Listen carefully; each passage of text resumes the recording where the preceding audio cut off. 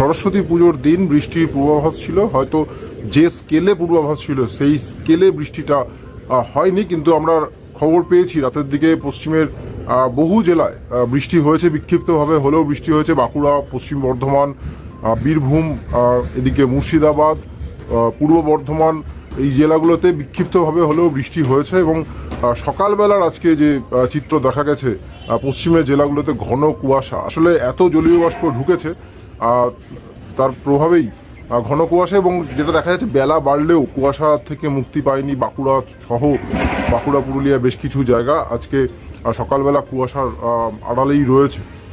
আবহাওয়াবিদরা যেটা পূর্বাভাস দিয়েছেন যে আগামী 24 ঘন্টায় মানে আগামীকাল সকালের মধ্যে আরও কিছু জায়গায় বৃষ্টি, হালকা বৃষ্টি, মাঝারি বৃষ্টির সম্ভাবনা আর খুব একটা নেই। বজ্রবিদ্যুৎ সহ বৃষ্টির সম্ভাবনাও খুব একটা দেখা যাচ্ছে না। হালকা বৃষ্টি কিছু জেলায় হতে পারে। ফোরকাস্ট যেখানে যেখানে রয়েছে, ফোরকাস্ট মানেই সব জায়গায় একইভাবে বৃষ্টি হবে এরকম নয়, কিন্তু যেখানে যেখানে ফোরকাস্ট রয়েছে, উত্তর 24 পরগনা, দক্ষিণ 24 পরগনা, হুগলি, পুরুলিয়া, বাঁকুড়া, পশ্চিম পূর্ব বর্ধমান, মুর্শিদাবাদ, নদী এবং উত্তরবঙ্গের জেলাগুলোতে আজকে হালকা বৃষ্টি হতে পারে। হয়তো দিনে হবে না, রাতের দিকে কিছু জেলায় হালকা, খুব হালকা বৃষ্টি কিছু কিছু জায়গায় হতে পারে। এবং এই যে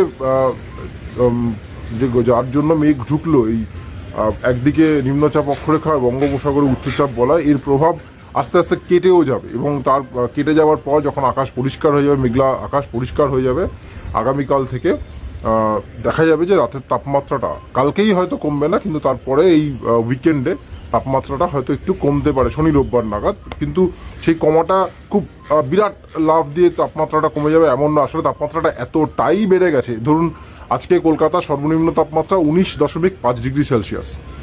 যদি পশ্চিমের জেলাগুলো দেখি, বাঁকুড়া, বীরভূম তাপমাত্রা ওই 16 ডিগ্রি 17 ডিগ্রিতে রয়েছে, মেদিনীপুর 18 ডিগ্রিতে রয়েছে। আসলে যা তাপমাত্রা থাকা উচিত তার থেকে অনেকটা বেড়ে গেছে।